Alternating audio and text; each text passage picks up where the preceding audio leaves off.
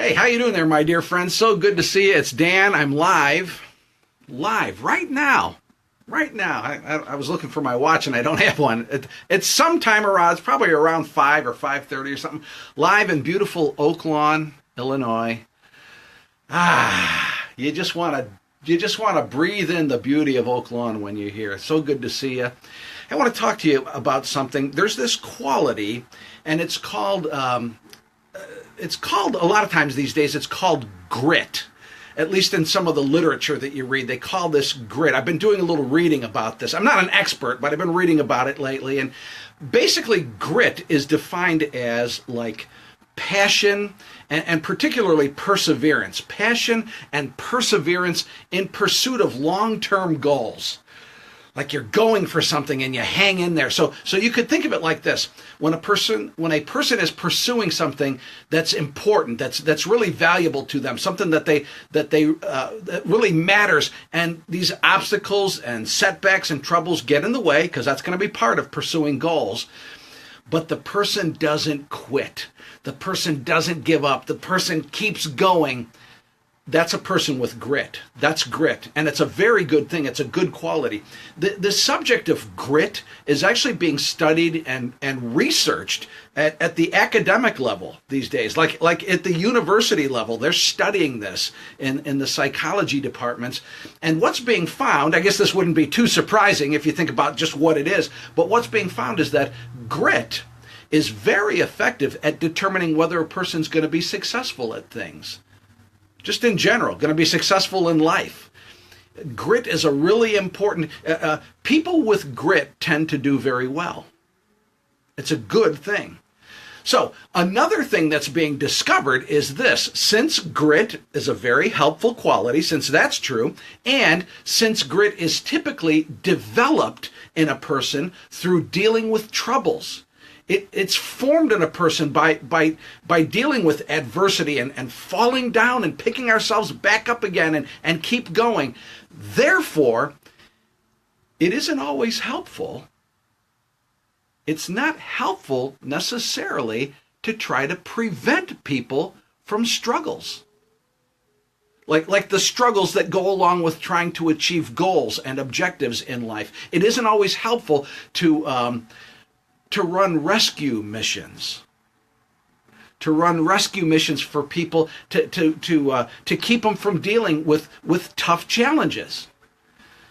Now, hold on, wait, hear me out. Wait a minute, wait. Let me be quick to say, I'm not suggesting that we shouldn't help people who are in need. I'm not saying that. Not for a minute. I'm not suggesting that we shouldn't provide assistance to others. No. I'm not saying that at all. If someone faces the potential of a major problem and we can come in, if we could prevent that long-term pain and turmoil, if we could do something to help, that's terrific. By all means, do that. Yes, absolutely, do that.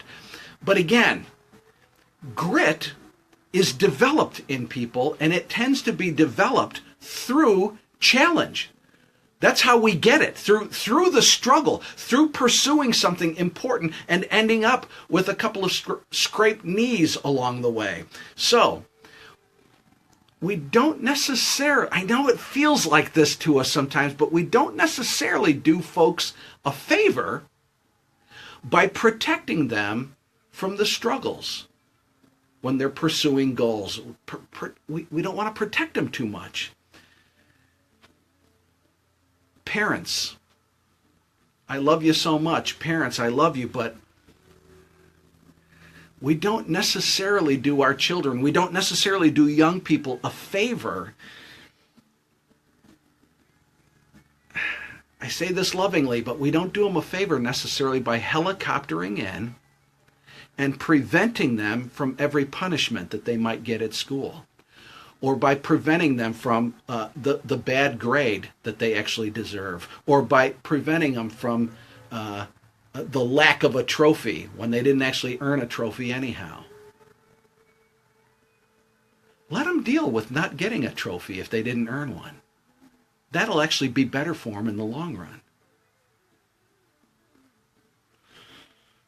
Hey, if you know me at all, come on. If you know me at all, you know I'm not suggesting that we be cold or heartless. You know I'm not saying that.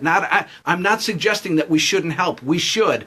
And again, some mistakes are huge, and they could have lifelong consequences. If there's a way for us to intervene there and prevent those kinds of long-term significant mistakes, we need to do that. Step in and help. Absolutely.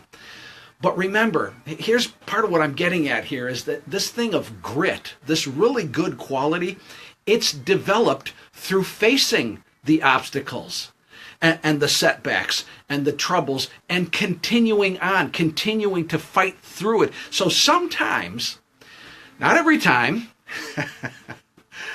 hear me, sometimes one of the most helpful, one of the most healthy, one of the most loving things we could do is not step in and rescue.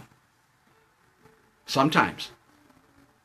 Not try to prevent every problem, every challenge. Sometimes we need to let people struggle when they're pursuing a goal. We need to let them figure out how to cope. Let them figure it out the hard way. Let them fall down and figure out how to muster up the strength to get back up and keep going again. Our culture hasn't done a good job of this in some ways. We need to allow people to develop grit. In the long run, this will serve them well.